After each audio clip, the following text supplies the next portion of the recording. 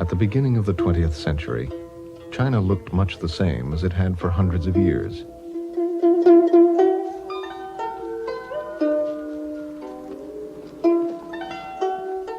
The country was still ruled by an emperor. Men wore their hair in long queues as a sign of subservience to the ruling dynasty.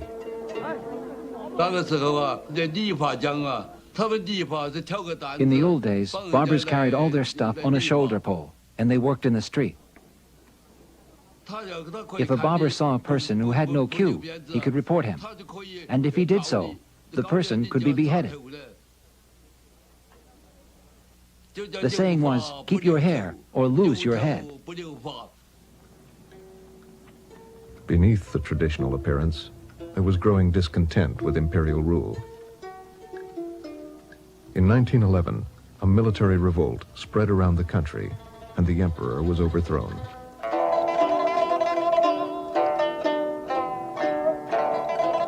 Men cut off their queues in a symbolic gesture of revolution. Sometimes at the city gate, I saw people with big scissors. Whenever they saw someone with a queue, they cut it off. I saw people crying, saying, now they say we are revolutionaries. What are we supposed to do? The cutting of queues was only the beginning of the revolution. The Republic of China was declared. The country was soon caught up in an ideological battle. Two men led the struggle, Chiang Kai-shek and Mao Zedong. The conflict transformed world politics, for in 1949, China became what it is today, the largest communist state on earth. This is the story of China in revolution.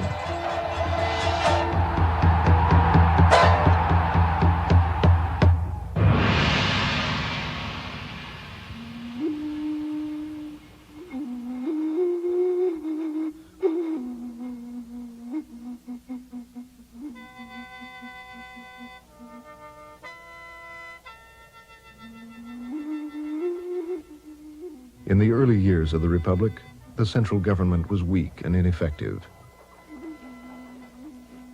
Dozens of military commanders, called warlords, moved into the political vacuum. In the early days of the Republic, the warlords fought each other. When I was a child in Guangxi province, I saw so many battles. You can't imagine how many battles were fought.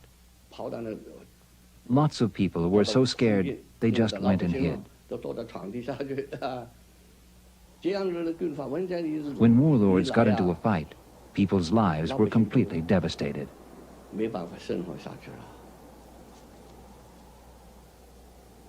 The warlords were a diverse group.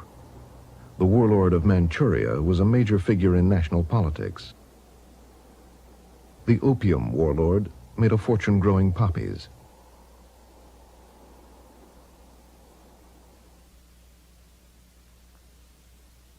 The Christian general was said to baptize his troops with a fire hose.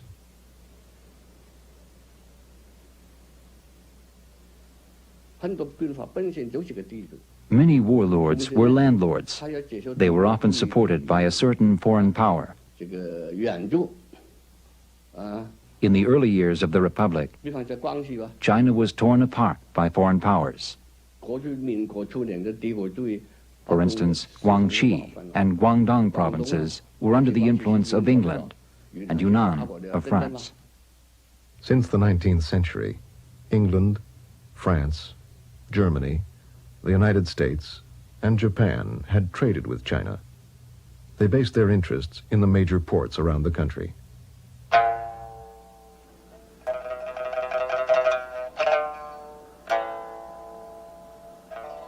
Most foreigners lived in special areas called concessions, which they controlled with their own local governments.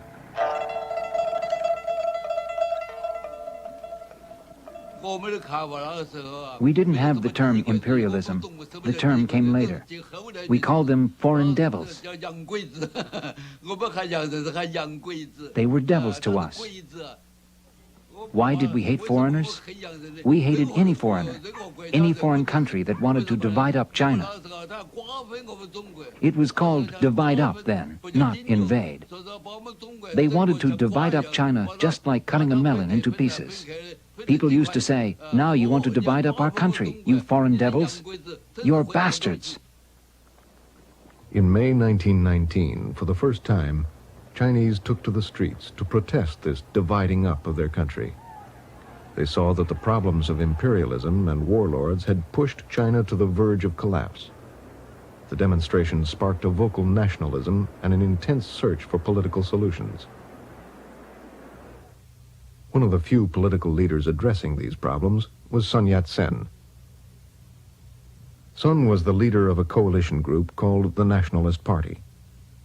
He was a charismatic man whose speeches attracted many to his cause.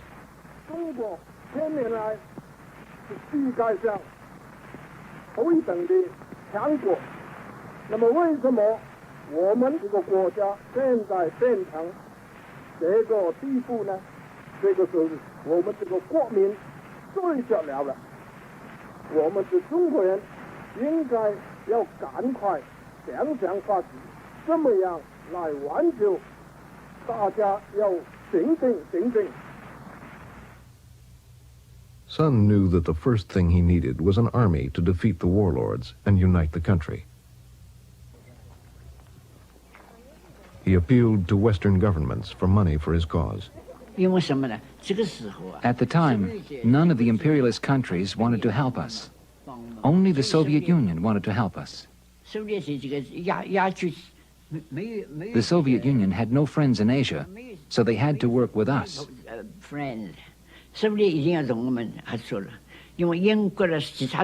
England and the other countries didn't want us to be united. It appeared the Soviet Union did want to help us. China had to be united, so of course we cooperated with them.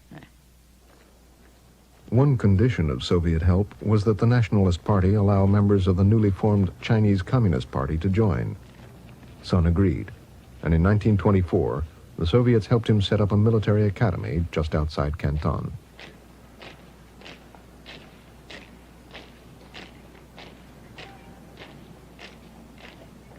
The Whampoa Academy quickly became a magnet for patriotic youth from all over China. Some were nationalists, some were communists. Some were not affiliated with any party. They trained for a military campaign that would one day unite the country, the Northern Expedition. Sun appointed his protege, Chiang Kai-shek, commander of the academy. Chiang was a professional soldier. Like many of his generation, he had attended military school in Japan. He had worked with Sun for over a decade.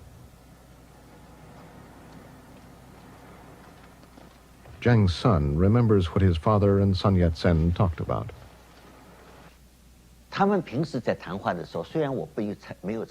Although I wasn't usually included in their day-to-day conversations, there were times when they were walking, having tea, when I heard them talking about national affairs. And when they talked about national affairs, they were very serious, very enthusiastic.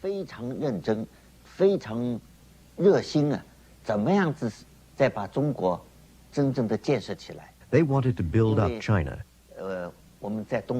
because in the East, we had lived under autocracy for too long. Chiang was the commander of all the cadets and of the academy's staff. Many of China's future leaders were under his command. One of them was a young Communist Party member, Zhou Enlai. Zhou was the director of the political education department.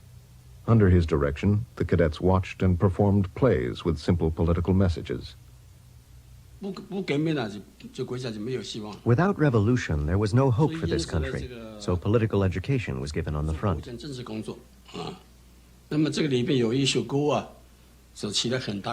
Songs played quite a big role. The song goes like this.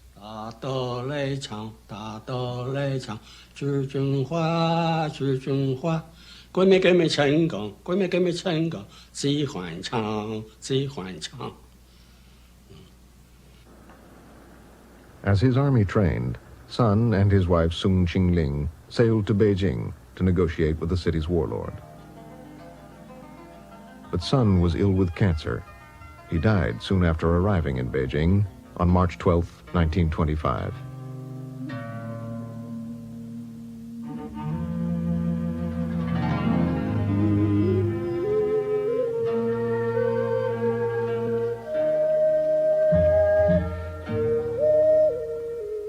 In death, Sun was revered as the father of the Chinese Republic.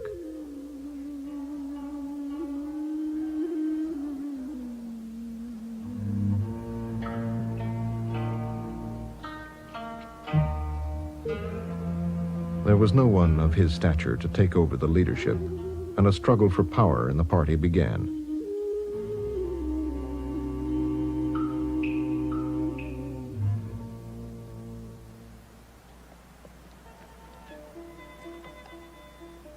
Chiang Kai-shek emerged the victor. In June 1926, he was appointed Commander-in-Chief of the Northern Expedition, the campaign to unite the country.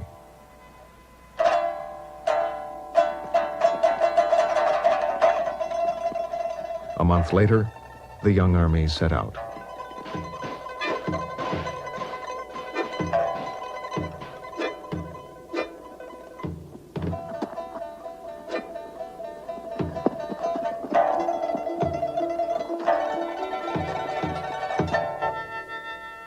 Full of patriotic enthusiasm, they won victory after victory.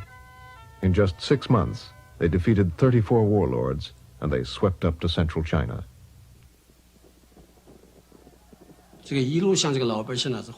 All along the way, the people welcomed us.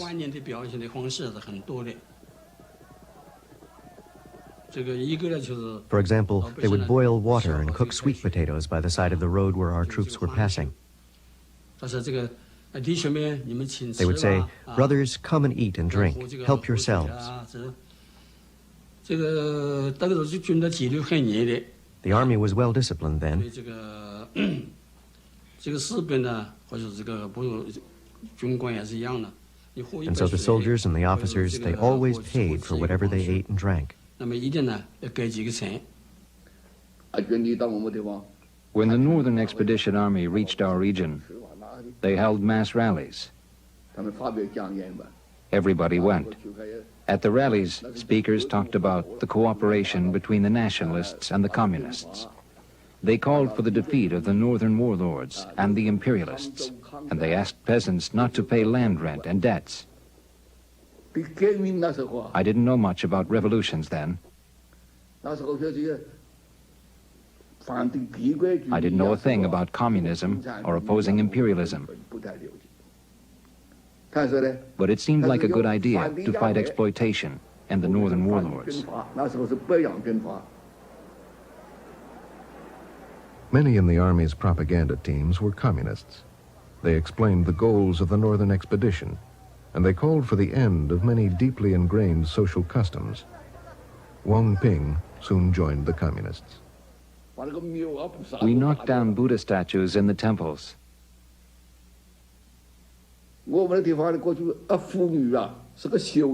Foot binding was still popular where I lived, and we urged young girls not to bind their feet, and women who had already done it to undo their feet.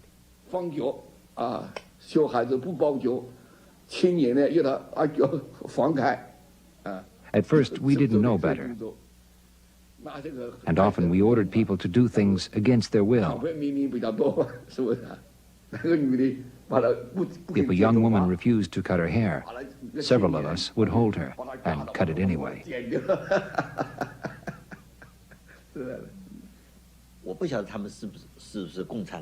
I didn't know what they were up to, communism or whatever, but I saw that they made trouble.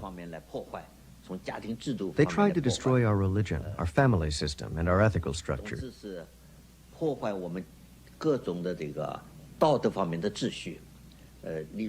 For instance, young people's respect for the old. My father told me that the biggest fault of communism was that it was inhuman. So what seemed to be cooperation between the nationalists and the communists during the northern expedition was actually only our temporary concession. 那绝对是一种对内的忍耐。 So we wanted to purge the party, but it was a pretty dangerous thing to do. We could have been finished off. Both sides might move at the same time. The communists were all among us. The problem was how to do the purge. Chiang planned to purge the communists when his army reached Shanghai.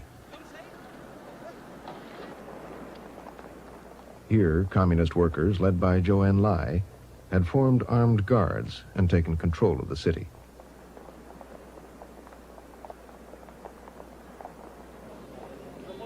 They were completely unaware of Chiang's plan to break them, and they eagerly waited for his army to arrive.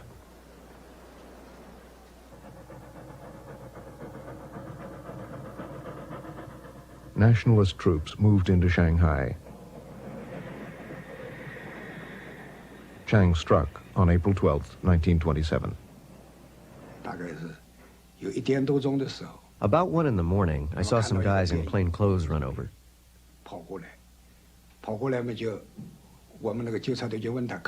Our guards asked them the passwords, and they began to shoot. We were already surrounded from all sides, and there were machine guns positioned at the intersections on the streets. They were standing there.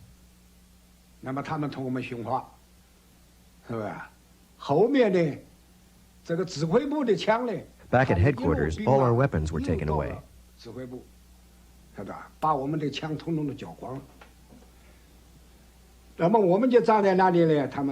They warned us, your workers' guards are disbanded. Go home and don't make trouble.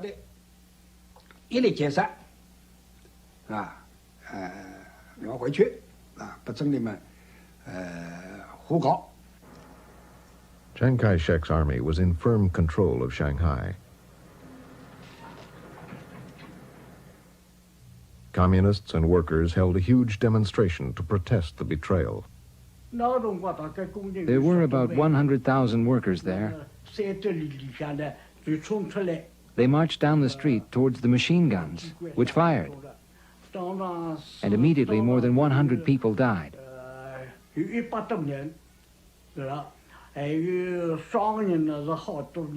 Many more were wounded. Many were injured. It was raining that day. Bashan Road was a river of blood.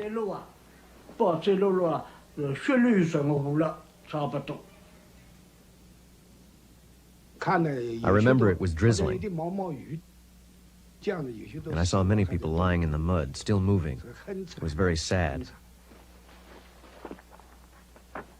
When they arrested us, they beat us with rifle butts. Yes, rifle butts. Some of us were hit on the head and were bleeding. Even then, all we said was, good. That was how we showed our defiance. So they hit us and we said, good, good, and we grit our teeth. Chiang's purge spread around the country. Unions were closed. Communists and left-wing organizers were arrested.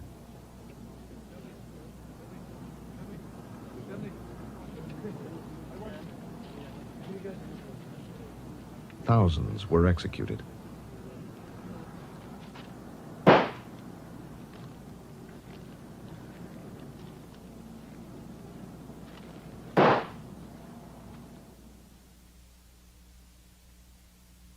Only days after the purge in Shanghai, Chiang established a national government in Nanking.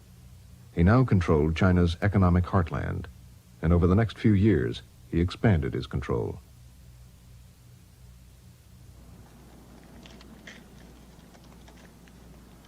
The success of the northern expedition earned Chiang tremendous prestige, and he adopted the title Generalissimo.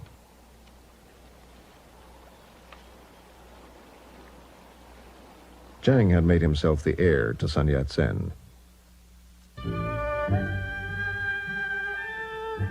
He strengthened this position by having Sun's body brought to the new capital in an epic journey.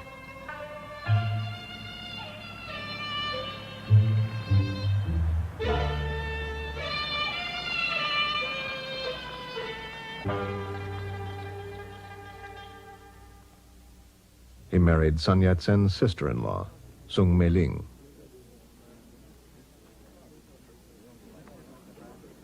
She came from a wealthy Methodist family. She had gone to school in the United States, and her English was excellent.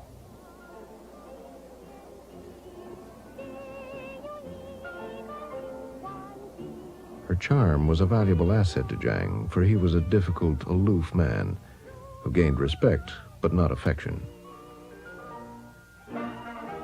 To many, especially in the cities, it seemed a new era was beginning. People were more open to the West than ever.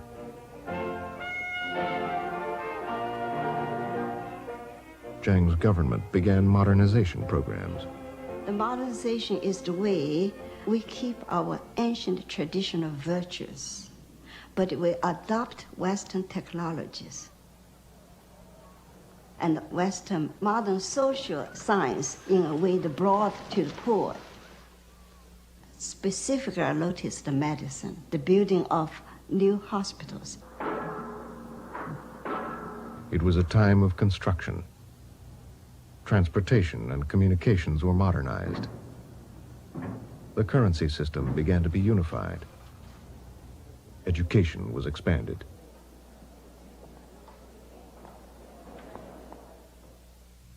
Chiang Kai-shek appointed Chen Li-fu a top advisor. I organized and modernized the party. We made it impossible for the communists to operate. I used American techniques. They used Soviet techniques. Vast security organizations were set up. A top priority was to prevent renewed communist growth in the cities where remnants of the party had gone underground. Shen Zui worked for the security police.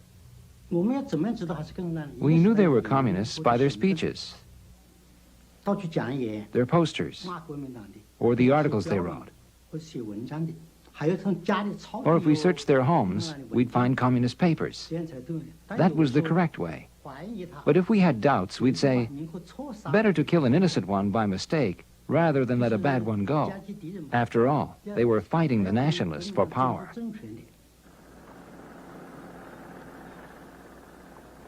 In spite of the security police, the communists began to rebuild support in cities where working conditions were often brutal.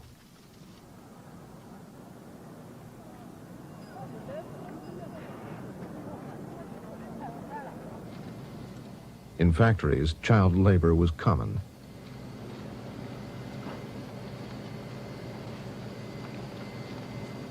In silk production, very young children worked plucking cocoons from boiling water.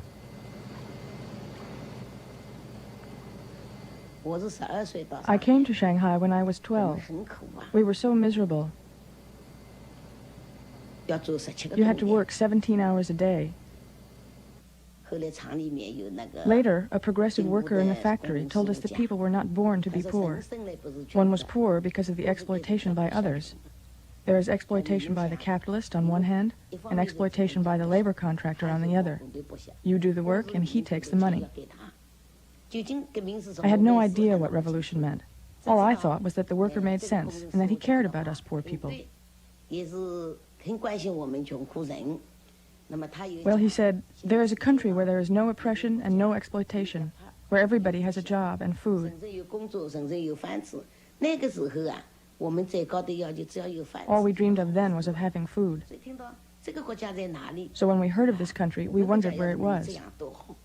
If only our country could be like that. That's what we hoped for.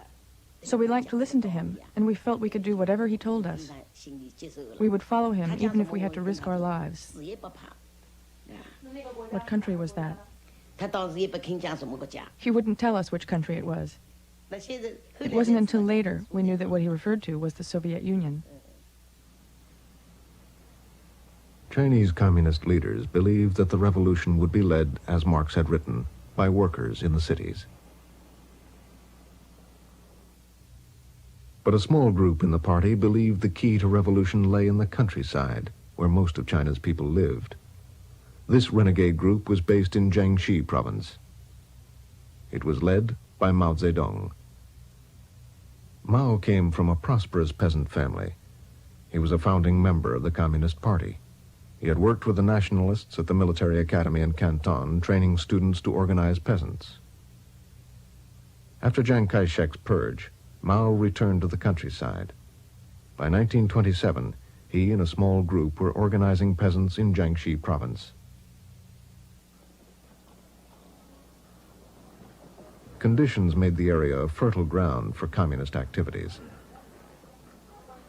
哎呀哈嘞，望着麦子树大高，楼上个青年唱着苦心那歌。正月开始就忙米煮，一到2月忙管我，3房5月加粮食，加到一到晚上啊喽。加到宽来3分4，本脑高烧里高多。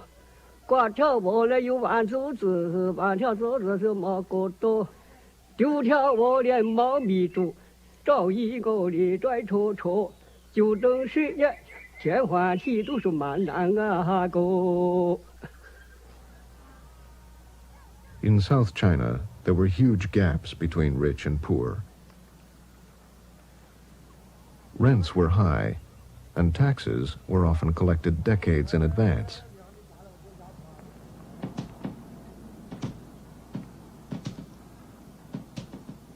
Landlords were called the masters of the earth. One of the 4 tyrant landlords, by the name of Zhou, came to our house and saw my 15-year-old sister and took her to be his wife. He not only wanted to take my sister, he also wanted me to be his maid. I was only 7. My father refused. So he demanded 1,000 silver dollars to buy a maid instead. My father didn't know what to do. Rather than let me be a maid, my father sold me as a child bride.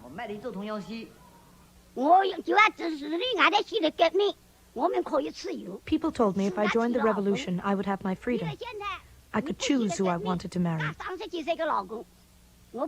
If I didn't join, I'd have to marry this man who was over 30. So I thought if revolution could save me from this, I would join. The communists organized peasant associations and began social reforms. Their actions unleashed pent-up hatred of local landlords, and violent class struggles soon erupted. We smashed the landlord's opium pipes and took away his grain and clothes. He started looking for his money. The landlord wasn't home. His wife was hiding in the attic where rice straw was stored. We found her. We questioned her for several days, and then we killed her.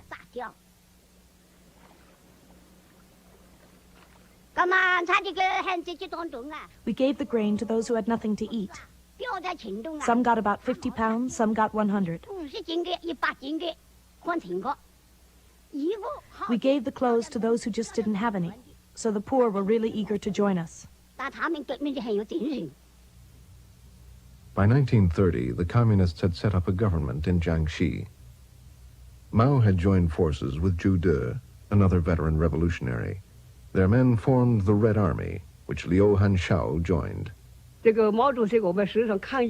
I often saw Chairman Mao. He was tall and thin. When he went out, he rode a white horse. We didn't have cars then. When he went to work, he would be followed by 8 security guards, 3 to carry lanterns and 2 to carry his lunchbox.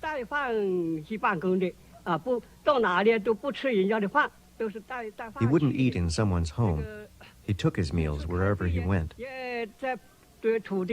Sometimes when there was a meeting, he would stand on a mound and shout slogans. He would shout, "Advance to Nanjing! Advance to Nanking! Take Chiang Kai-shek alive!"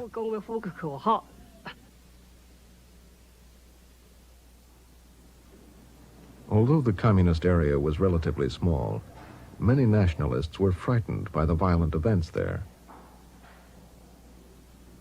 Chiang Kai-shek was concerned. The people under attack, the middle and upper classes, were the base of his support. He launched a series of military campaigns in Jiangxi.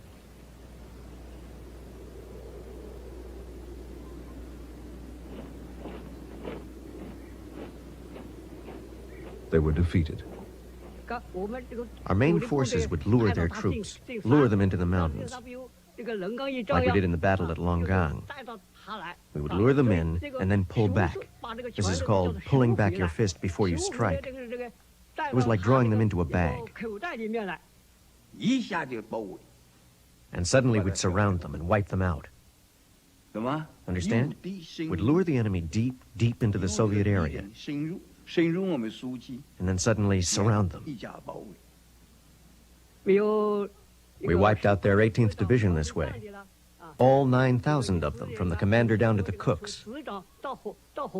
Not one escaped. This is called mobile or guerrilla warfare. Chiang's forces were defeated by these guerrilla tactics 4 times, but he continued to attack. In 1934, he launched an ideological offensive called the New Life Movement, a mixture of traditional Confucian values and European fascism. He hoped to create a disciplined and orderly society by reforming social behavior. People were instructed to button their clothes, stand straight, and not to eat noisily. The movement only reached a small section of the middle class and failed to solve the peasants' problems. But Chiang's 5th military campaign was a success.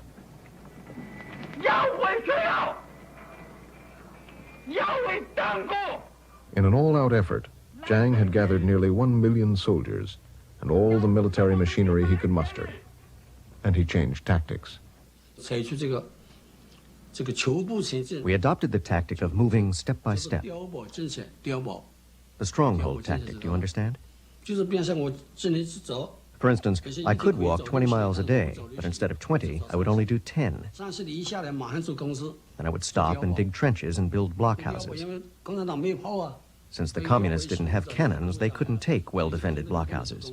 So our troops worked very hard to build them, and we wouldn't advance until a place was firmly in our control. This was how we tightened our stranglehold on the communists.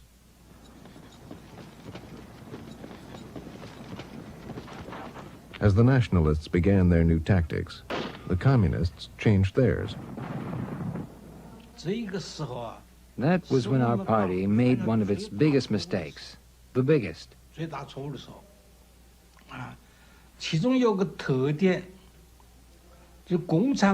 What happened was that the Communist International sent an advisor, leader,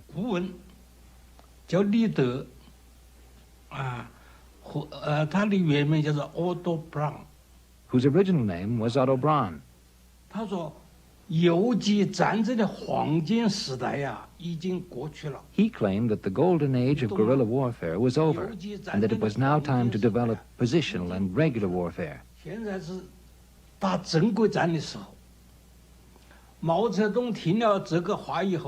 When Mao heard this, he realized that he and Li De would never agree. And after that, Mao didn't go to any more meetings of the military committee. Communist Party leaders supported Otto Braun, the German Comintern representative. Mao lost his position as head of the government, and his guerrilla tactics were abandoned. Then we used blockhouse warfare to deal with their blockhouse warfare. It was tit for tat, but of course it didn't work. They had planes and cannons. We had nothing. So the communist area shrank and shrank.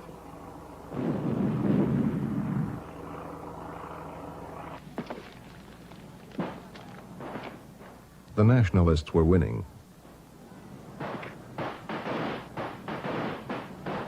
communists had already lost much popular support because of their violent class struggle. By the summer of 1934, they were losing badly. We were being killed off. The revolution wasn't plain sailing. There were people who wavered and were traitors. They saw the situation was going from bad to worse, and they changed with the wind. Communist organizers were arrested by the nationalists. A nationalist official wanted to bail me out of prison to force me to be his concubine. I didn't want to, but they threatened me, saying, if you won't, we'll put a firecracker in your vagina and light it. Aren't you afraid? Sitting or standing, I was just as tall as anyone else. Why should I be someone's concubine? I didn't want to, but what could I do? Finally, they took a red-hot wire this long and forced it through my leg. One from this side, and then from that side. They put the hot wire through my leg. I still have the scars. I was hung up by the arms. I was tortured 3 times, and then they let me down. I was too numb to feel any pain. My interrogation went on from 9 in the morning till 4 in the afternoon. Then they dragged me back to my cell and said, tomorrow we'll send a platoon of soldiers and rape you to death. That really frightened me. I wasn't afraid of being killed, but how could I stand being raped? Though they were just threatening me, they really made it look real. When I was taken out the next morning, there really was a platoon of soldiers waiting.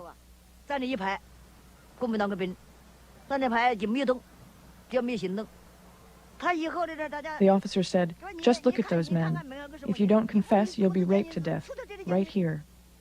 I said, I don't know who is a communist, and I'm not a communist leader. I'm just a laundrywoman. I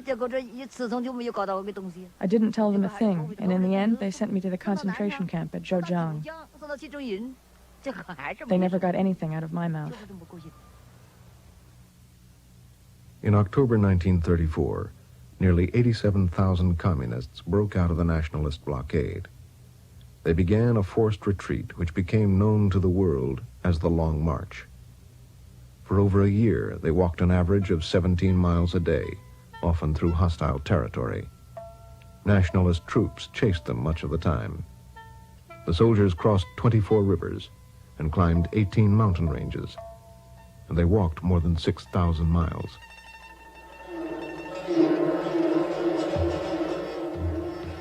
For the survivors, it is remembered as one enormous battle going on forever.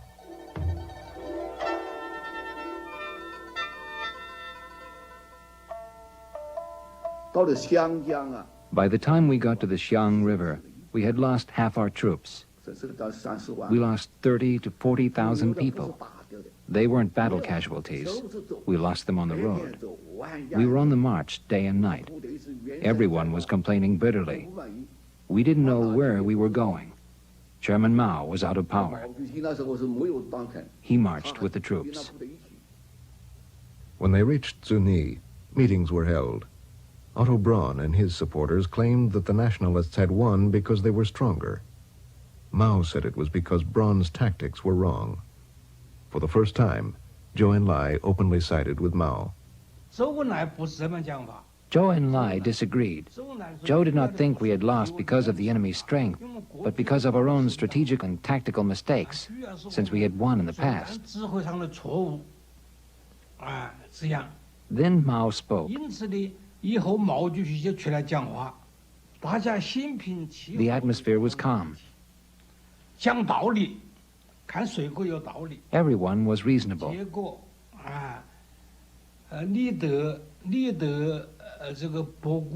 In the end, most decided that Li De and Bogu were wrong. Most people agreed with Mao's ideas and wanted Mao as our leader on the Long March. We were so happy. We called an officers' meeting. We had a meal, 2 dishes.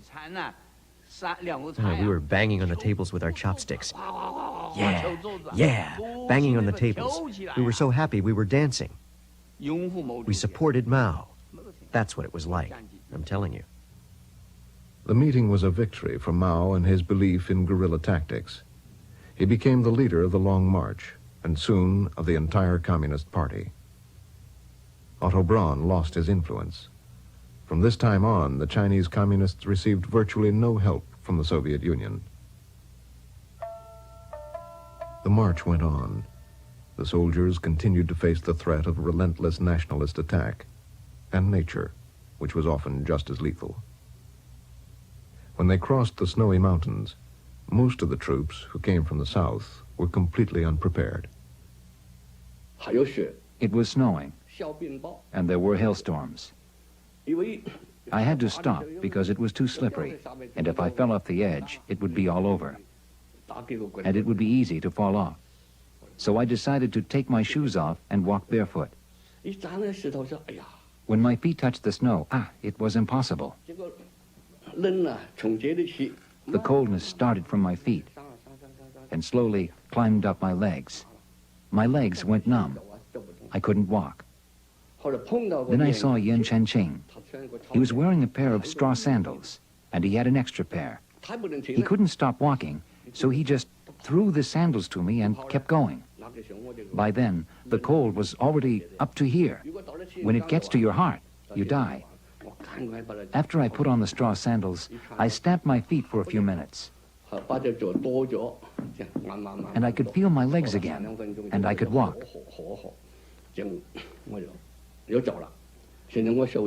I still have a photo of us.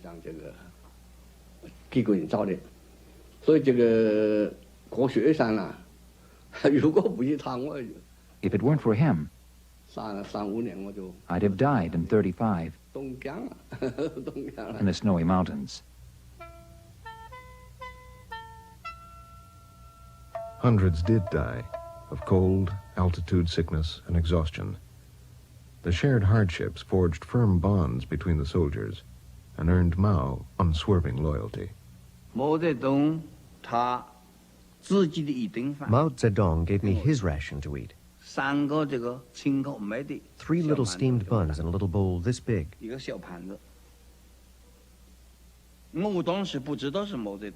first I didn't know that it was Mao's. In one bite, I ate 2 of them. When I found out it was his meal, I stopped eating. He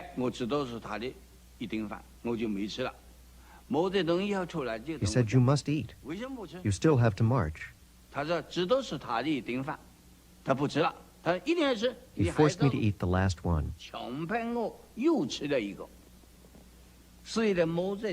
So Mao was very kind to his subordinates. He took good care of us.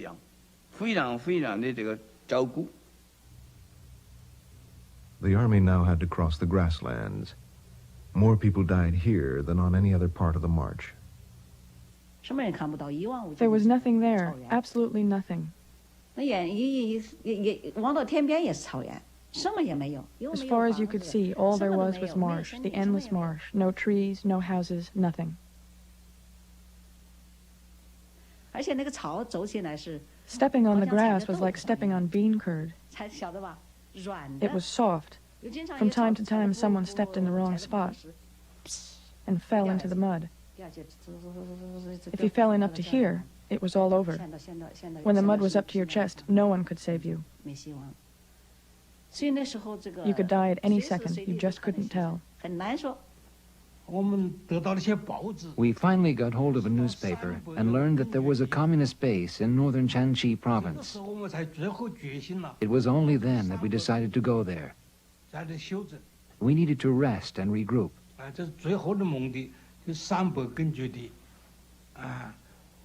We knew it was extremely poor there, but we had nowhere else to go.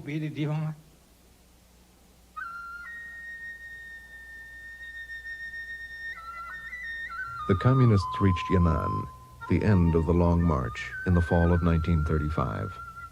95% of the Red Army had been lost.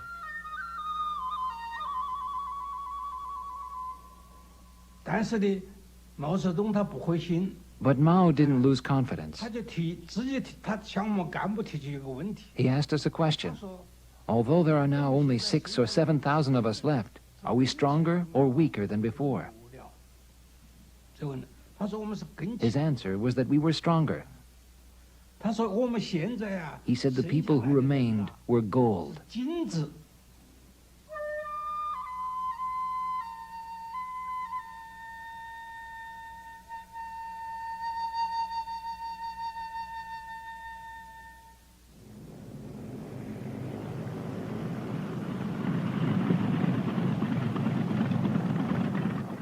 Chiang Kai-shek had nearly wiped out the communists. But he faced another threat, a foreign threat, which many considered more dangerous than the communists: Japan. For years, Japan had had economic interests in North China and Manchuria.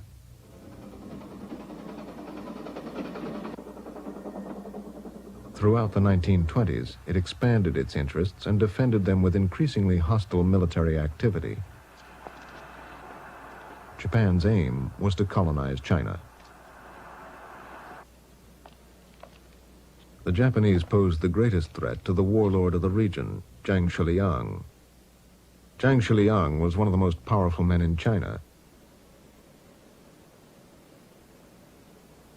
He was the Generalissimo's second in command, and he retained his own huge, well-equipped army.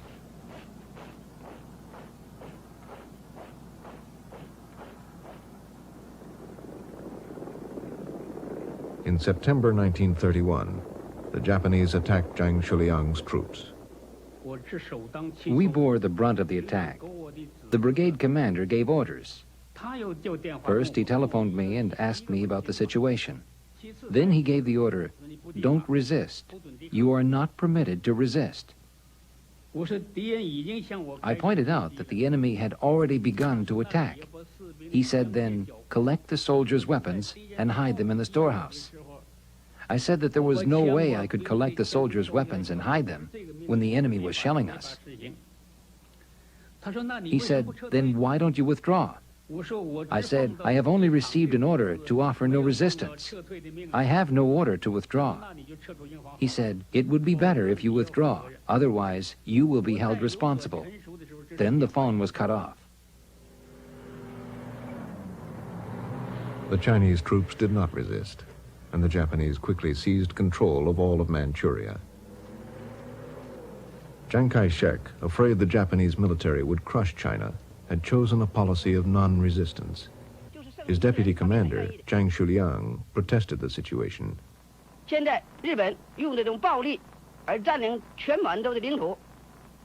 Many held him responsible.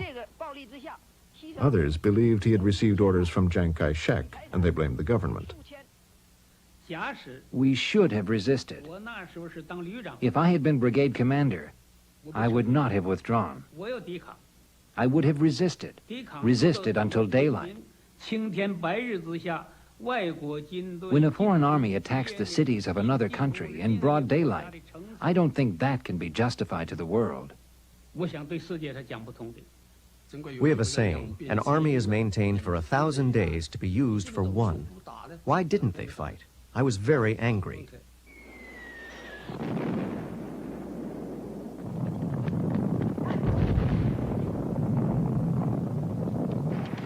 The Japanese used Chinese protests as an excuse to attack Shanghai.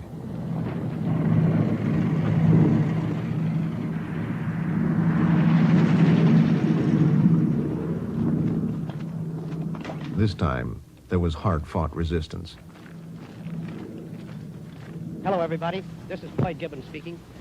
This was the last stand, the last barricade of the Chinese forces of the 19th Route Army that opposed the advance of the Japanese Marines through these ruins. Hardly a month ago, families lived in these places, fathers, mothers, and children. This was all that they had in the world. In that part of Chapei occupied by the Japanese, all means of communication are being destroyed. All Chinese found in this quarter are forced to undergo a thorough search as snipers. Possession of arms is taken as conclusive evidence of guilt, and the punishment is certain death. A ceasefire was declared in Shanghai, but prospects for peace were dim. On March 1st, 1932, Japan set up a puppet government in Manchuria, which they renamed Manchukuo.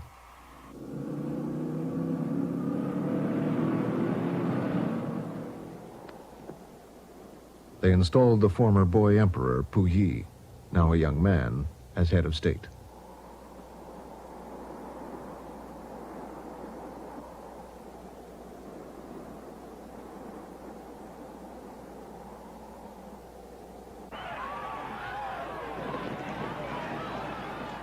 The Chinese were angered and humiliated by the Japanese attacks and by the government's response. These feelings were expressed in demonstrations, the arts, and in feature films. 同胞们，起来！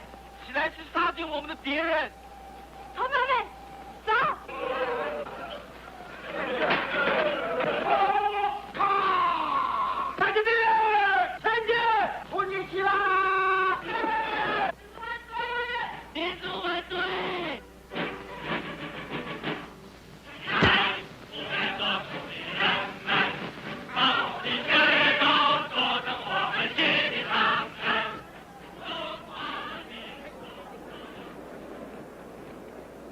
But demonstrations against Japan were quickly suppressed by the government. Chiang Kai-shek was afraid these disturbances would provoke another attack, which China would not survive. 特别是当我们自己没有准备好以前。 We weren't ready. We couldn't let a little event trigger a war between China and Japan before we were ready to fight. The best way out was to persuade the Japanese to give up the idea of invasion. We tried everything.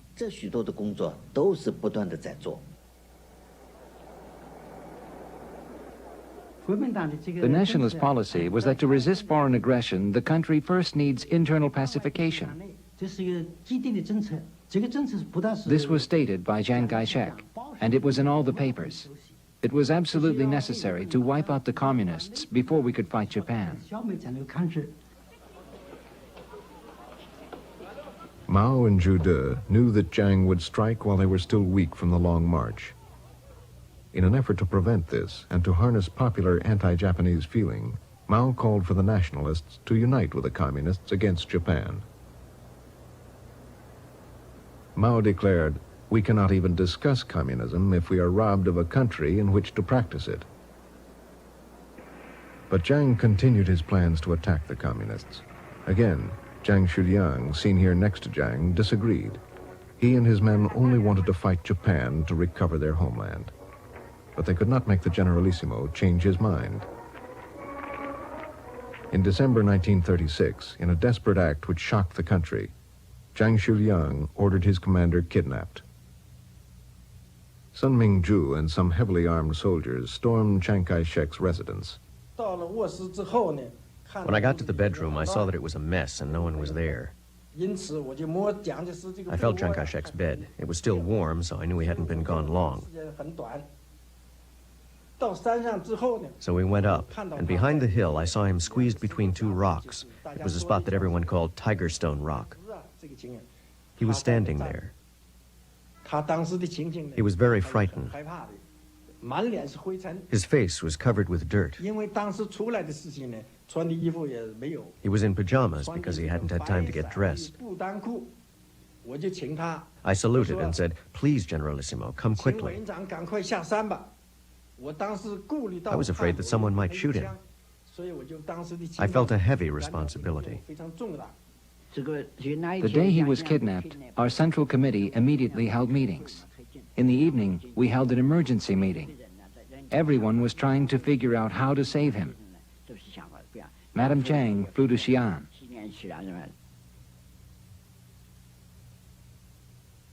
Chiang Kai-shek feared he would be put on trial and executed.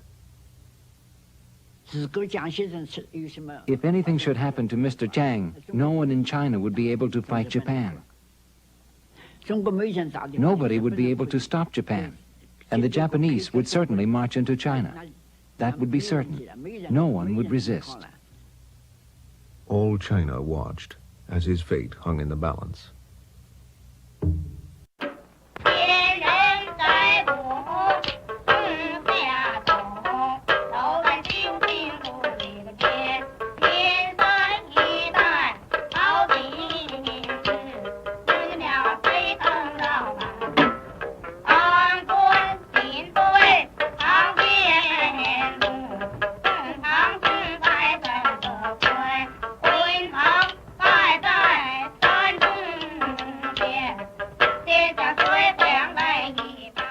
Shanghai, China, the Paris of the Orient.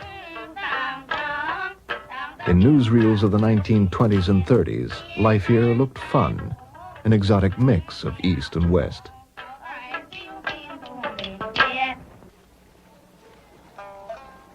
The reality of China was different. Most Chinese lived in the country, where their lives continued largely untouched by the 20th century.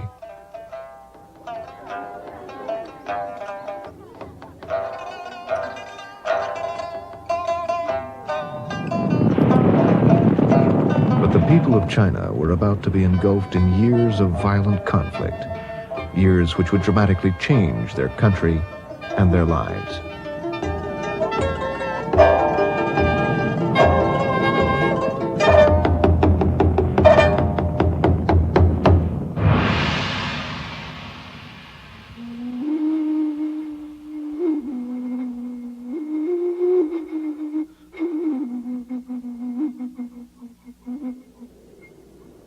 In these years, China's leader, Chiang Kai-shek, faced two major threats to his power.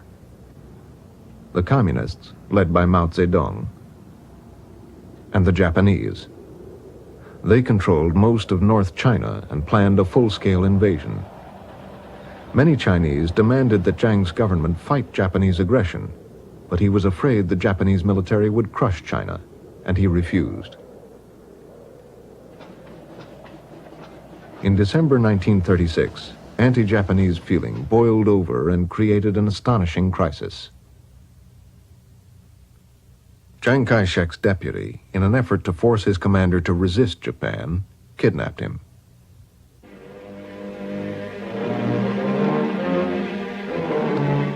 New thunder over China, a storm which the world fears. Through the team races the shocking news of the kidnapping of Chiang Kai-shek, who is given credit for unifying the nation. Some say the most ominous kidnapping in history which threatens world catastrophe. And now again the whole world... As the world waited, Madame Jiang flew to be with her husband. Zhou Enlai for the Communists went to help negotiate.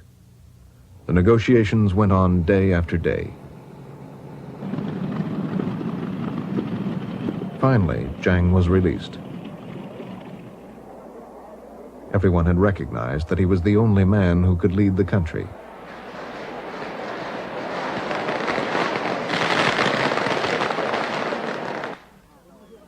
And he had at last agreed to work with his old enemies, the Communists, against Japan.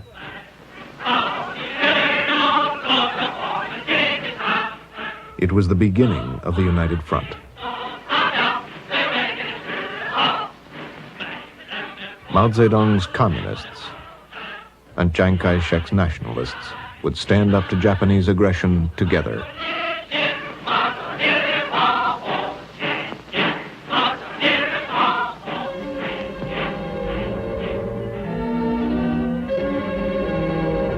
Here's where it started. The Marco Polo Bridge, a few miles southwest of Peiping. On July 7th, 1937, fighting broke out on this bridge between Chinese and Japanese troops. Within days, Japan launched a full-scale invasion of China. It was the beginning of World War II in Asia.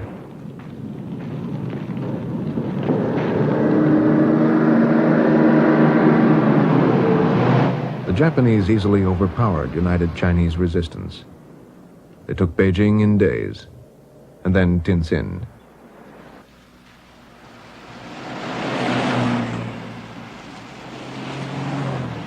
The Japanese swept inland.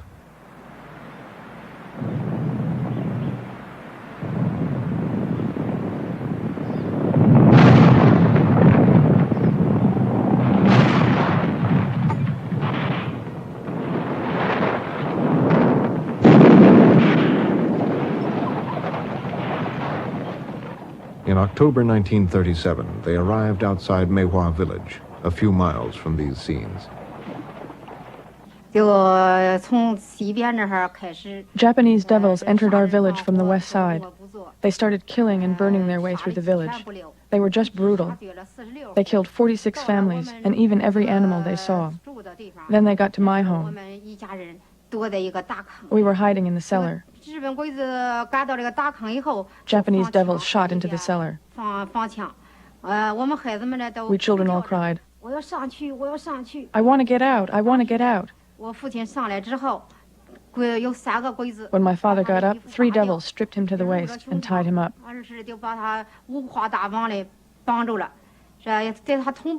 He was tied up with more than 10 other men.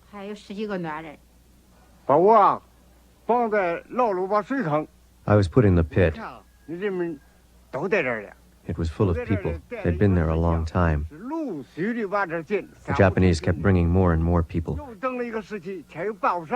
I was there for hours. Later, about another 200 people were pushed in. The pit was full. Bullets were whistling. A bullet hit my hand. Felt numb and hot. It didn't hurt. I didn't move. It got dark. I ran away.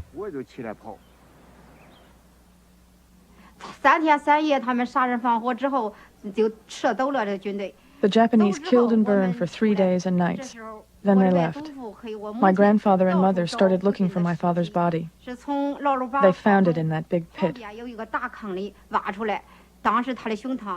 There were bullet holes in his chest. He was killed by the Japanese devils.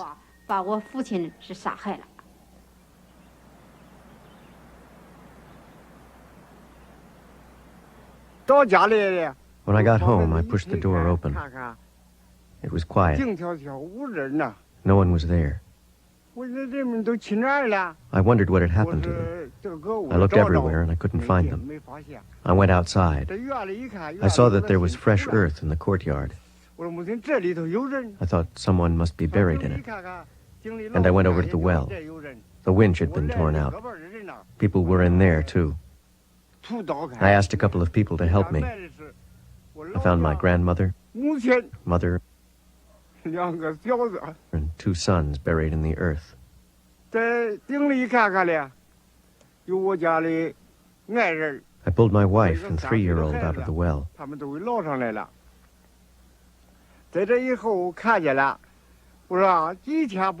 I hadn't seen them for just a few days. And now none of them could ever talk to me again. It was too horrible. I buried them. That's all.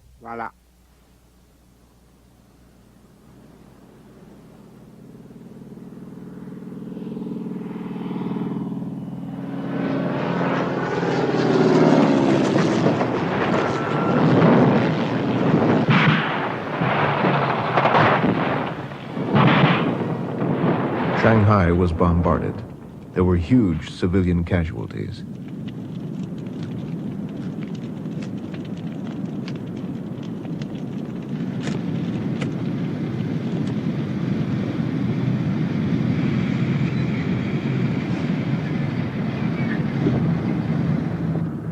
Nationalist troops fought hard, but they were forced to retreat. Shanghai fell in November 1937. In just 5 months, the Japanese had captured half of China's seaboard. Chiang Kai-shek and his wife appealed to the world for support. To you, who are enjoying the serenity and security of your own homes, I wish to bring a message from the women of war-ridden China. It is this: if you wish to avoid the calamities that are befalling China now, and the killing and mutilation of your loved ones and your fellow beings, boycott Japanese goods. The battle for the capital, Nanking, was fierce. Again, the Japanese overpowered nationalist resistance. December 1937, the Japanese entered the city, and they began to butcher civilians. An estimated 200,000 men, women, and children were massacred. It was called the Rape of Nanking.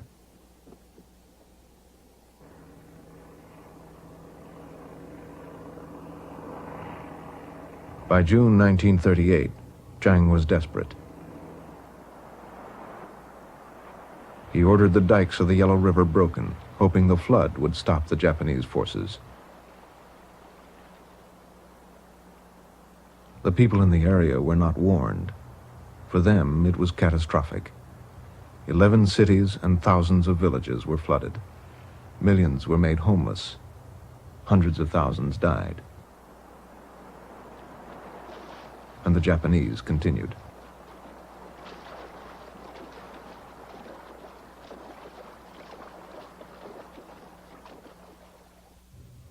They had taken all of Chiang Kai-shek's power base.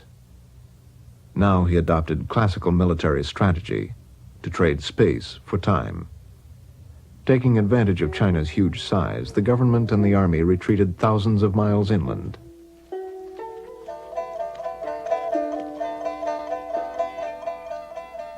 Schools, universities, and businesses followed, and people.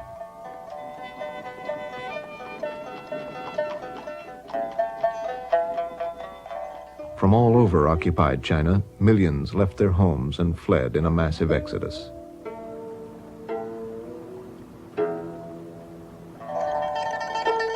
The government moved to Chongqing in Sichuan province. It was a remote, undeveloped region ruled by warlords and had never been under Chiang's control.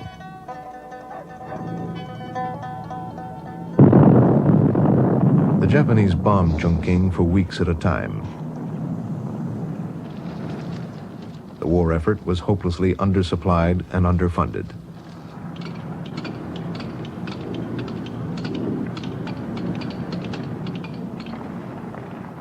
Chiang shored up his government with propaganda and parades.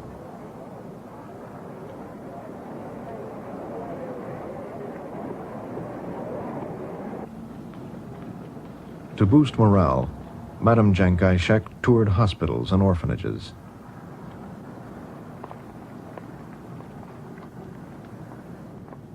Chongqing held on.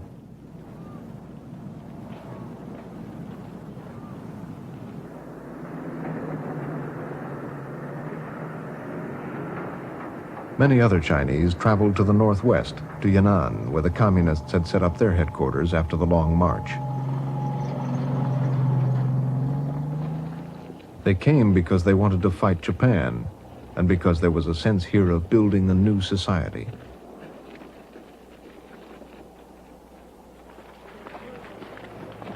The atmosphere of these early days is remembered as one of enthusiasm and exuberance, the Yan'an spirit.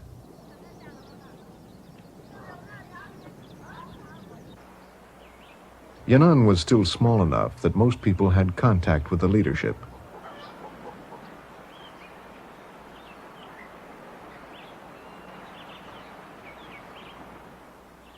Mao was developing some of his most important theoretical work. He was adapting Marxism to conditions in China.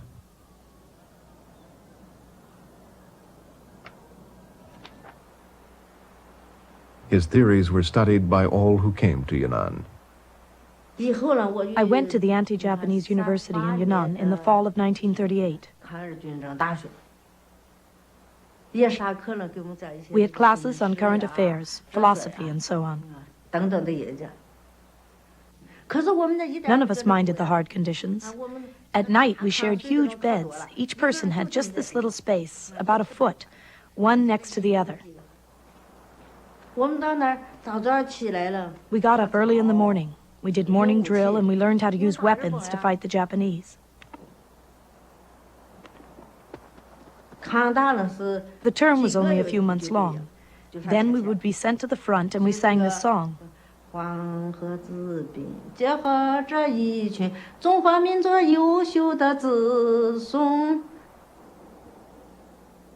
From Yan'an, the young people were sent to work in villages throughout North China and Manchuria.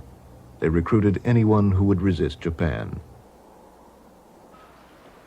They also changed the face of North China by initiating moderate reforms, reducing land rent and taxes. They held elections and introduced voting. The communists carefully built rural middle-class support, and they avoided the violent class struggle they had used in the past. Our slogan was, if you have money, give money. If you have a gun, give your gun. And if you are healthy, come and fight. We didn't attack the rich.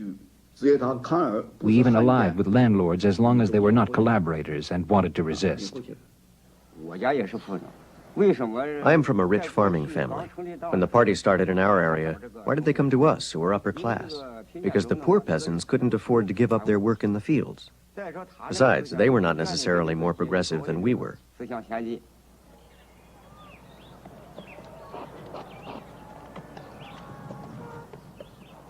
Women were the most constrained by tradition. Even in the early 1940s, many young girls still had their feet bound, and they were often treated as virtual slaves by their families.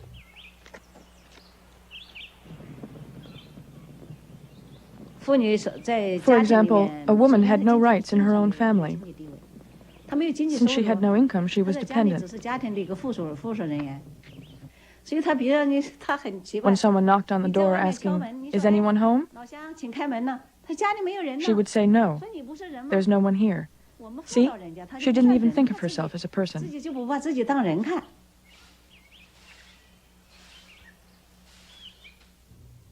Wang Xinlan had married Xiao Hua, a young communist officer.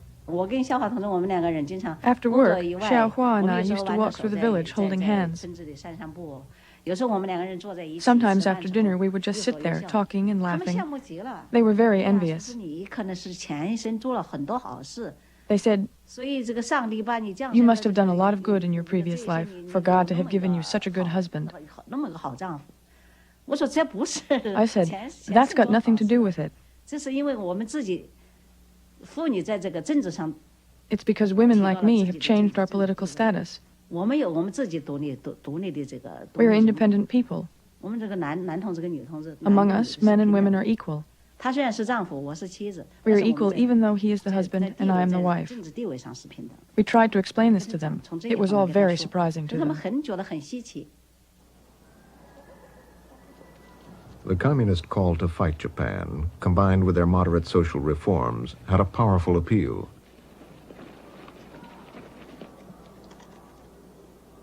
Throughout North China, the party established a solid base of support.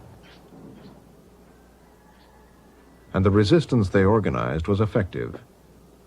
Liang Liangheng describes how he and a friend ambushed a Japanese regiment which came to their village. These two areas had more than 10 landmines. When the enemy came, we triggered the mines. They got blown up on both sides. We wouldn't let the bastards get away. The enemy came towards us, and the two of us were really happy. The guy with me was called Feng He. I said, "What about it, Feng He? You get the officer. I'll get the guy over there." Feng He aimed at the Japanese officer. Bang! He got him right in the head. He keeled over. I pulled my trigger. Bang! Got another one. The enemy sent a regiment with 100 carts. They came to take our wheat, but we didn't lose any. Their carts didn't go back empty, though.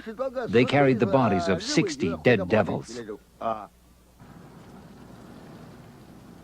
The Japanese responded to communist resistance with a campaign of terror called Burn All, Kill All, Loot All. They decimated any village with communist connections and fragmented communist control of the region.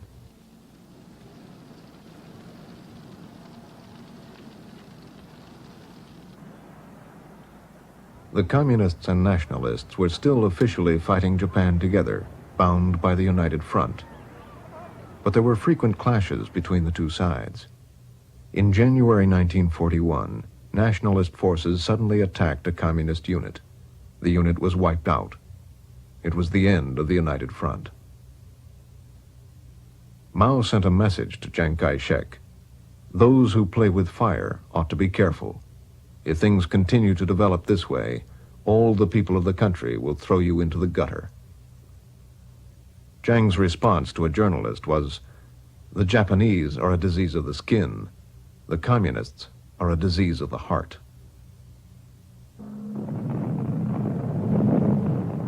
Chungking, the Japanese continued to bomb Chiang Kai-shek's wartime capital. By December 1941, the war had been going on for nearly 5 years. Nationalist armies had taken beating after beating. Japan was winning the war.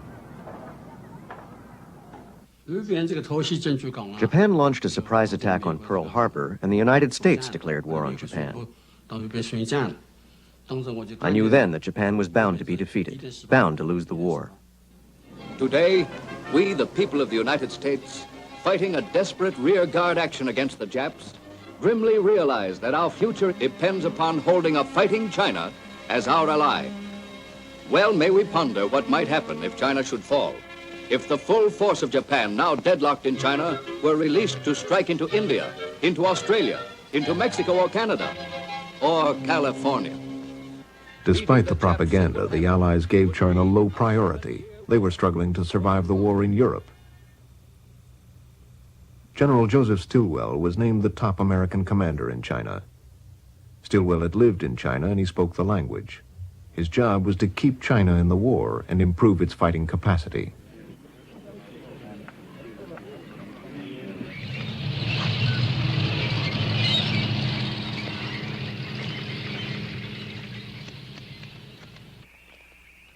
He commanded Chinese troops, and he believed that, properly trained, they would be among the best in the world. But he railed against the nationalist command.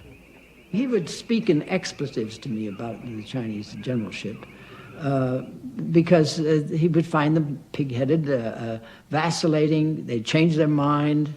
And again, Jiang would not want to commit a large force to gain an objective. He would send it in driblets, and it would then be consumed by the Japanese in driblets. Stilwell found that the Generalissimo was unwilling to commit his troops against the Japanese because he was saving them for use against the Chinese communists. He had 500,000 of his best troops blockading the area occupied by the Chinese communists. Stilwell soon saw the Chinese war effort was hampered by another problem: corruption. It started at the top with Jiang's inner circle, his wife's family, and a handful of his oldest friends. They controlled the economy and made enormous profits from their positions. Jiang himself was never accused of corruption, but he did nothing to stop it, and it spread to all levels in the nationalist government. Those it hurt most were the ordinary soldiers Stilwell was trying to command. Conscripts were treated brutally. They were afraid we would run away, so they would tie 5 or 6 men together on the same rope. That's how we traveled. We were strung up in groups. I saw hundreds of our conscripts strung up and pulled along on ropes. At night, to stop them running away, they tied their legs. I saw it with my own eyes. The nationalists had corrupt officers. They put sand in the rice to replace what they had taken. We ate moldy rice with a lot of sand in it. They said we were drafted to fight Japan and defend our homeland. If they really meant it, why didn't they give us food and clothes? Why was there corruption? Poverty. If America didn't have enough food and clothing, corruption would exist there too. As the Chinese saying goes, only when one has food and clothing will he know ethics. Nearly 1.5 million men died of starvation or illness before ever reaching their units. 1 out of every 10 men drafted during the war.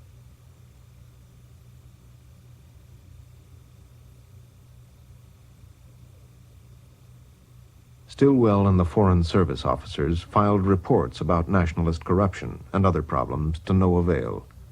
Nationalist censorship and the American media bolstered Jiang's image.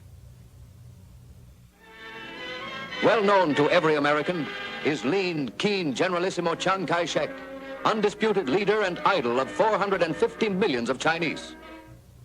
In 1943, Madame Jiang visited the United States and charmed Congress and the public. Let us not forget that Japan in her occupied areas today has greater resources at her command than Germany.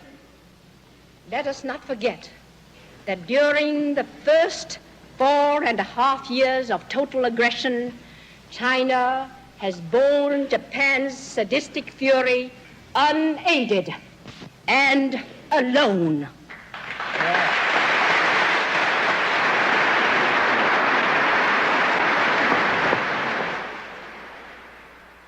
She repeatedly requested huge amounts of money and supplies for the government. When the U.S. Treasury expressed reservations, Jiang threatened to sign a separate peace with Japan. And so millions of dollars were sent. No one had to account for the money, and much of it simply disappeared. To be fair, I must say that in any government, at any time, there will be situations we don't like. Some unfair and illegal behavior. This can happen in any country, any government, at any time. Especially during a period of bad economic conditions after years of war. Naturally, some people are tempted by material things.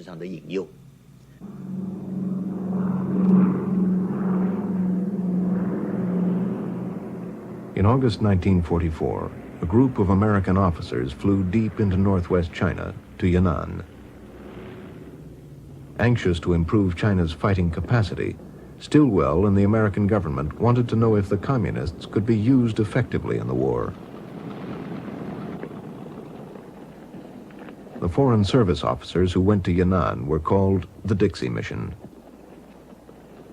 It was the first official Western recognition of the communists. My first impressions, well, Mao Zedong was a large, even then slightly tending towards plump individual with a very smooth face, no facial hair to be noticed. And he was not what you would call charismatic. He was straightforward, did not dwell on polite phrases at all, but there was no question that he was the boss. Everyone was deferential to him, including people like Zhou Enlai and Zhu De. They looked to him, and when he spoke, no dog barked. Mao was now the undisputed leader of the communists. The year before, Mao Zedong thought had become their official ideology. No criticism of Communist Party policies was tolerated.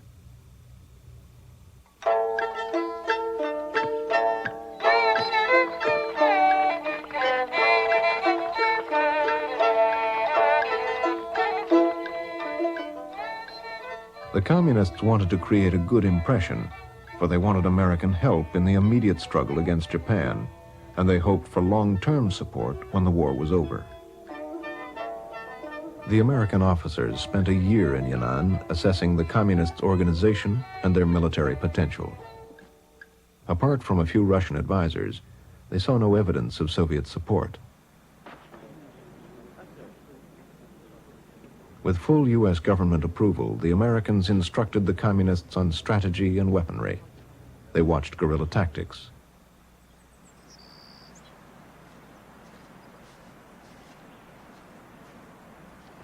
They traveled out from Yan'an and watched the communists attack Japanese blockhouses. They saw that the communists controlled huge areas in the countryside of North and Central China. Patrick Hurley, President Roosevelt's personal representative, visited. His mission was to mediate between Jiang and the communists. When Hurley arrived in Yan'an, the plane sat down and the door was flung open, and there stood Hurley in his Major General's uniform, you know, glistening in his white mustachios and his 6'3", and he let out a Choctaw war whoop.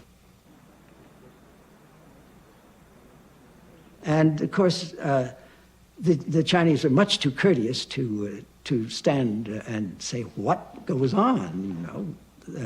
They just, I suppose they assume that this is the way foreign devils behave when they appear upon a scene somewhere. China was a very complex phenomenon, and it really baffled him, I think. He had great difficulty with identifying who the various Chinese were. He had, Mao Zedong was Mustang, and the nicknames that grew up there in an attempt to identify people was a very clear indication that he really was somewhat at sea, shall we say.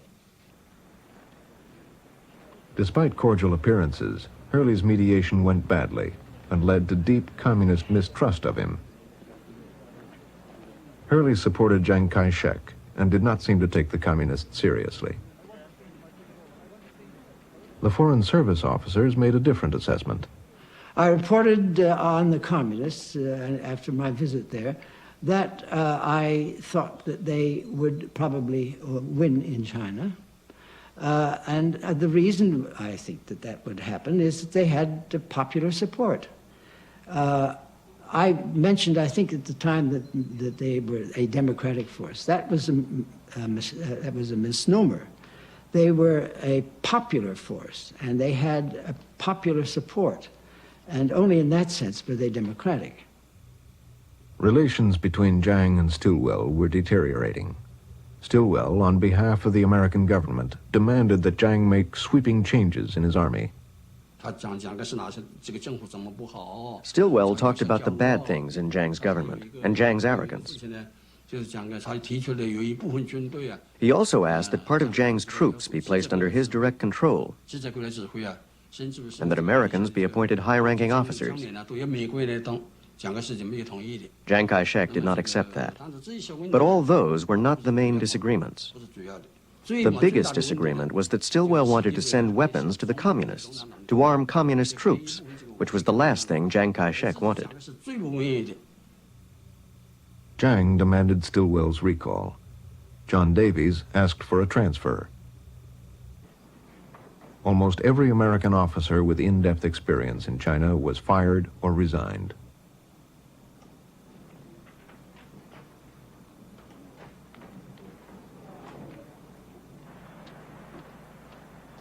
Jiang now had undisputed control of China's war effort. Stilwell was replaced by General Wedemeyer, who was much more sympathetic to Jiang. And the war with Japan was soon to be over.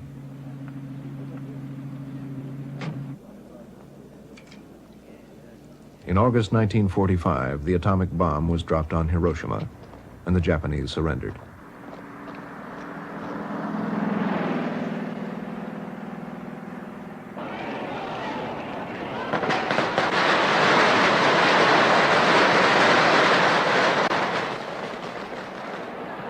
In the victory celebrations, Jiang was the hero of China.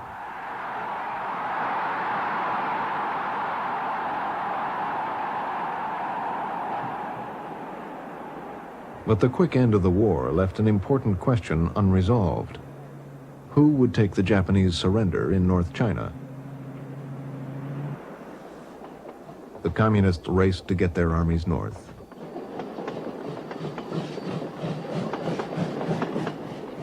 Nationalist troops were airlifted by America to arrive first. General Lu Jingzhao remembers what Mao said about Chiang Kai-shek. He wants to come down the mountain to harvest peaches. That's what Mao said. Our people and our army had made great sacrifices behind the Japanese lines. So we wanted to take the surrender in those areas. I rode all night back to the front. You couldn't say we were harvesting peaches, but we did want to taste a few. Civil war seemed inevitable. Patrick Hurley, now U.S. ambassador in China, persuaded Mao to go to Chongqing for talks with Jiang.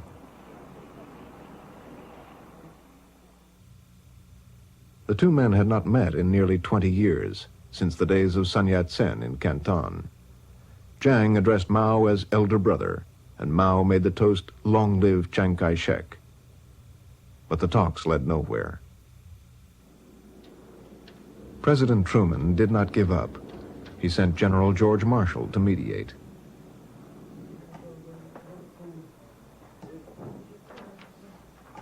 An agreement was signed, and then quickly broke down.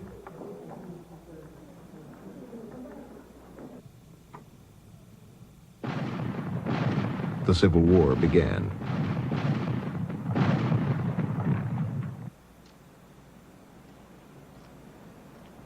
At first, it went badly for the communists. In March 1947, Mao announced to his troops that they would withdraw from Yan'an because of a successful nationalist advance.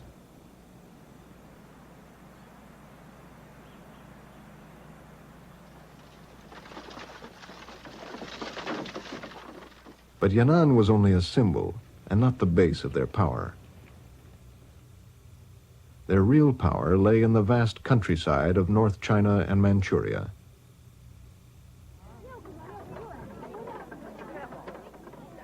It had been built up during the war with Japan, when moderate reforms had attracted support from all economic levels of society.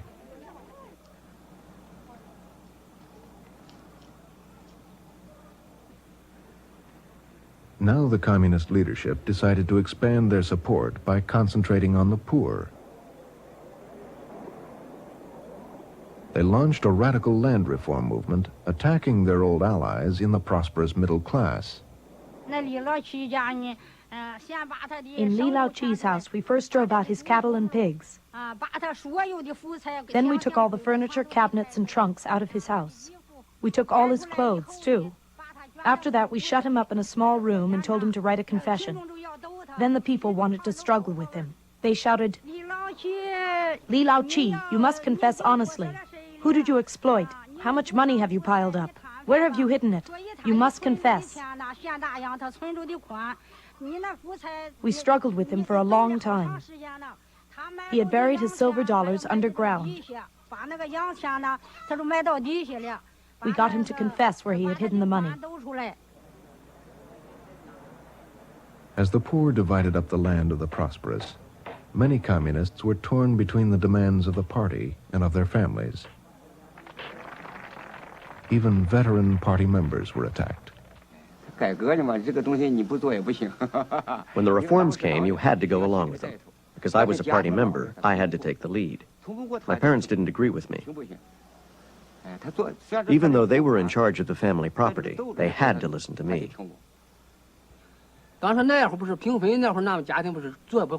At the time of the land reform, my family had a new cart, a horse, a donkey, and about 5 acres of land.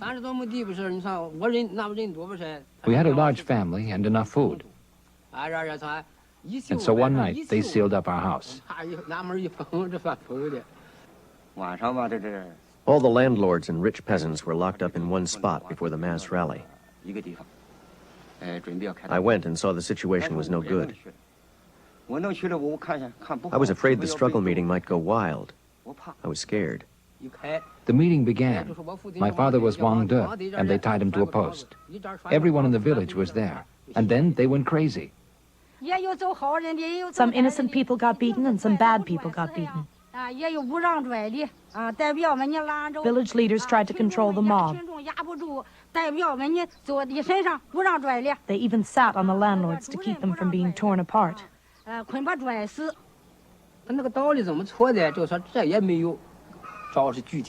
What they did was wrong. They ignored the facts. If you weren't poor, if you were better off, then you were guilty. That's how they reasoned. Land reform had become mob rule. It tore families and villages apart. The communists began to lose support. In December 1947, Mao urged restraint. 5 months later, the movement was stopped. The communists tried to minimize the damage and backtracked to their moderate wartime policies. They managed to salvage peasant support.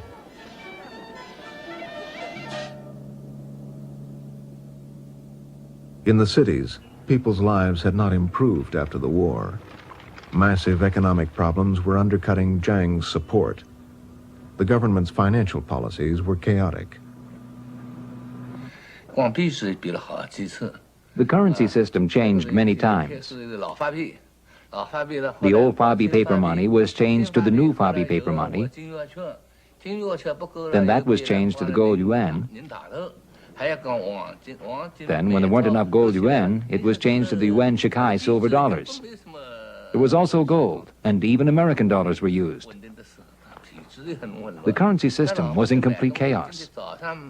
So when people got paid in the morning, they would rush to buy things because prices would rise by the afternoon. Sometimes the price would double. People had a rough time. The homeless and starving filled city streets. Black market trading and corruption were widespread.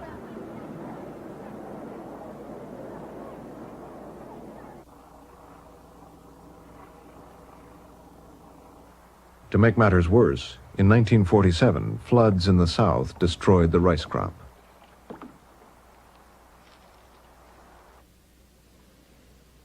And in the north, there was a devastating famine. In response, the United Nations Relief Agency sent millions of dollars in aid. America continued to send vast quantities of war surplus and millions more dollars to help Jiang in his struggle against the communists. Many were certain that Jiang's family was embezzling huge amounts of this aid. He and his wife continued to ask for more. In 1947, President Truman sent Albert Wedemeyer back to China to assess the situation. Although it was clear that Jiang's government was corrupt and losing support, for America there was no alternative. Wedemeyer urged Jiang to effect immediate, drastic political and economic reforms. At the same time, he recommended more U.S. aid.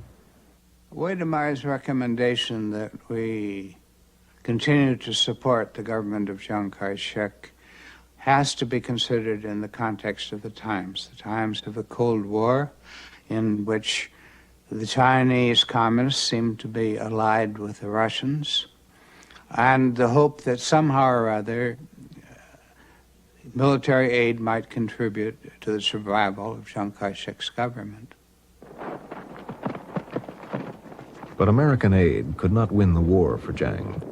He made the crucial mistake of overextending his forces in the north.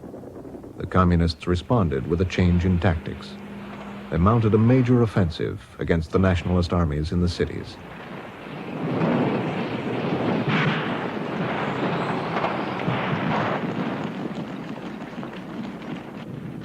The change of tactics worked. By November 1948, after only a month and a half, the communists won control of North China. Nationalist troops were crossing over to us in divisions and armies. When we first got to the Northeast, we had 100,000 troops. Now we were 400,000 or 500,000 strong. Our equipment all came from the United States and Chiang Kai-shek. There was a joke among the soldiers.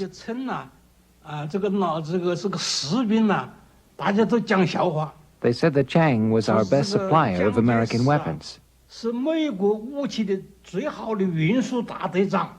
That was the joke. They said that after we win, we'll give him a medal that weighs a ton. because he did such a good job for us. After 8 years of fighting Japan, nobody wanted to fight anymore. Even I didn't want to fight anymore. Chiang Kai-shek reprimanded me. This war has to be fought. If we don't wipe out the communists, we'll die without a place to be buried.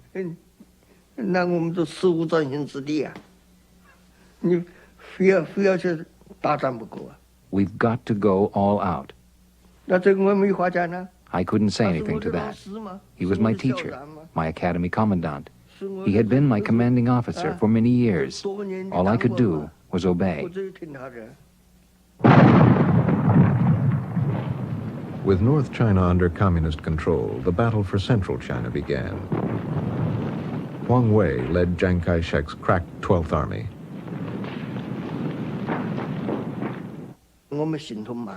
Our movements were slow. Our equipment was heavy, cumbersome. We were fighting, retreating, and bringing up reinforcements simultaneously.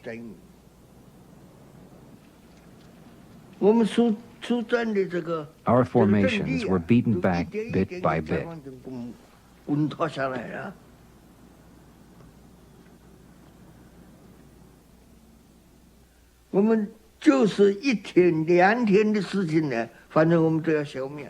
We would be wiped out in 1 day, 2 days' time.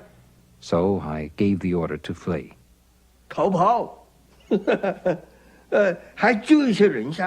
That saved some people. On December 15th, we broke out in several places. My deputy commander and I got into a tank and fled. We fled to a place about 15 miles from Zhuangduiji.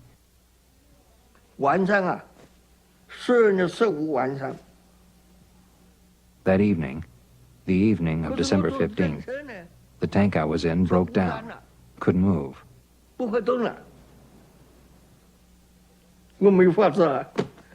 So we got out and fled on foot. The communists were everywhere. And they caught me. I became their prisoner.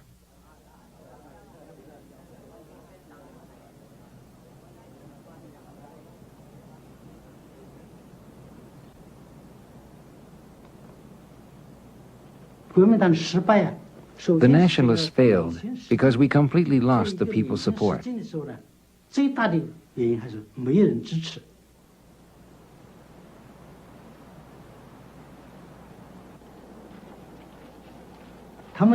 I had heard that during the northern expedition, the people gave us flowers and food.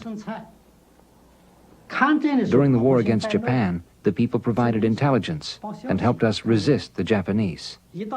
Once the Civil War started, we couldn't find anyone to give us even road directions.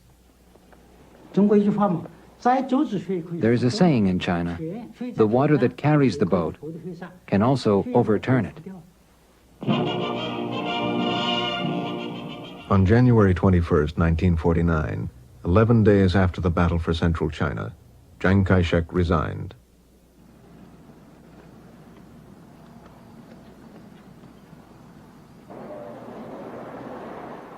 In Shanghai, people were leaving in droves.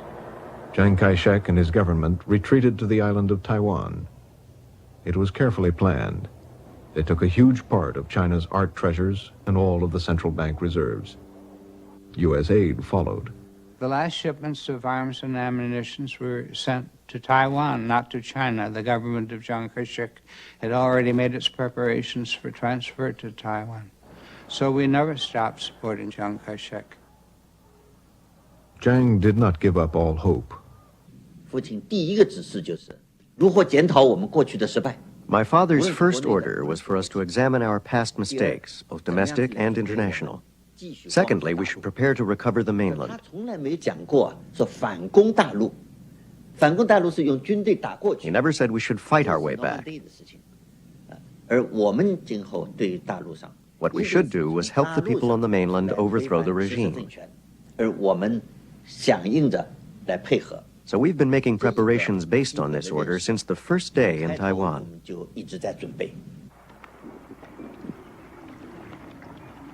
The war continued without Chiang Kai-shek. The communists prepared to cross the Yangtze River, heading for Nanking and Shanghai.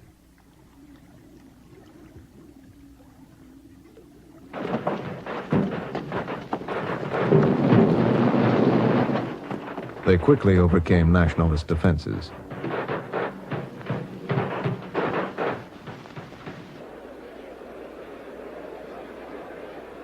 With the communists just outside Shanghai, the remaining nationalist police stepped up their anti-communist activities.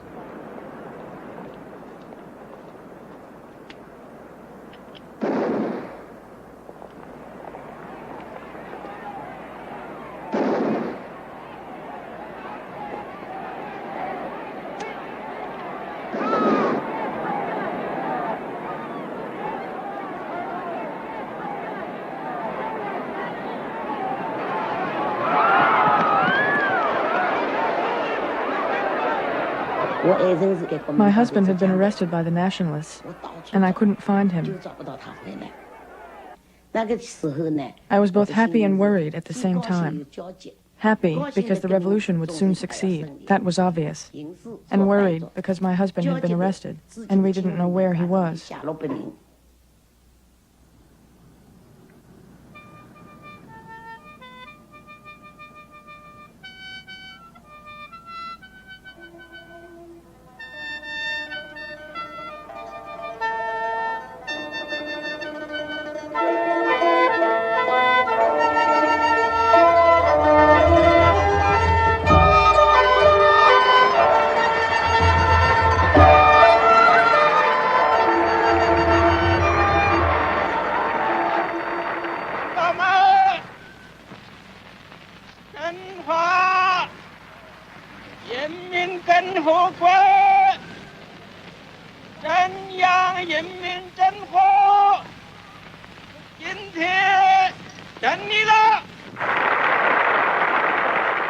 On October 1st, 1949, we listened to the radio.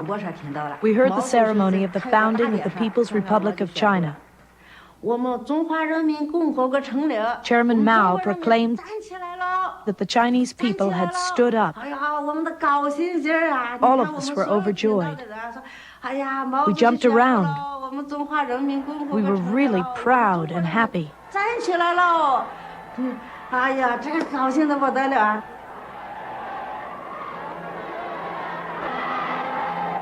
My daughters were very young. They asked why there was so much excitement. I told them they would understand when they were older. As for me, it was the day I'd been working for all my life.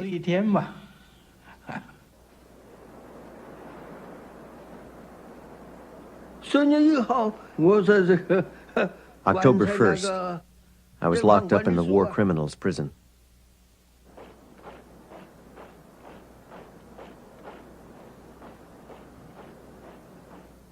I had no desire to go on living, but I couldn't just die. I was very stubborn. I really couldn't change the way I thought. So I was locked up in thought reform for 27 years. This man, I think he was a great man. He was a hero.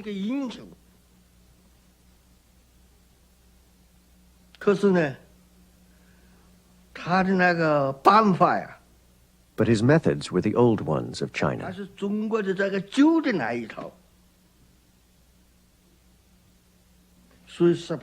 And he lost. I put my life on the line for him. In the end, I was buried alive for him. You could say I was loyal to him to the end. Loyal to the end.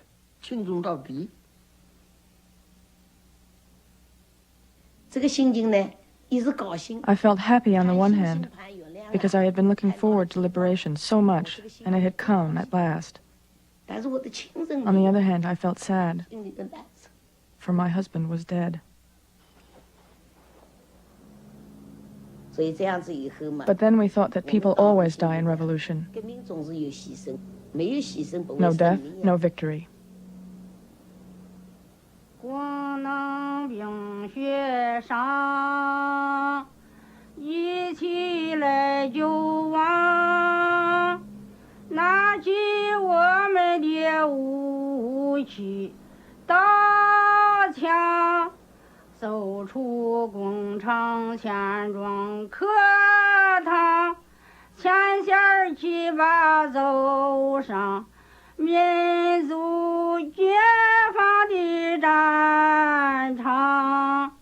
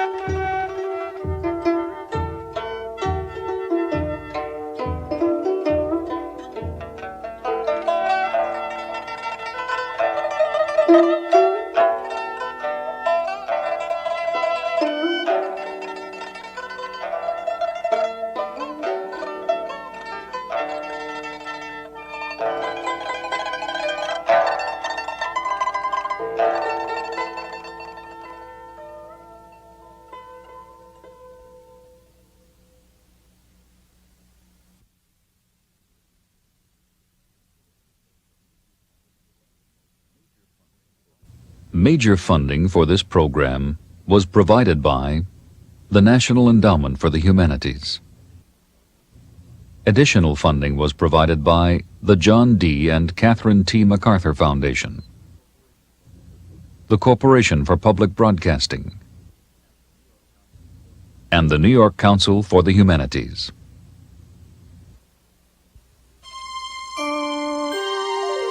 This is PBS.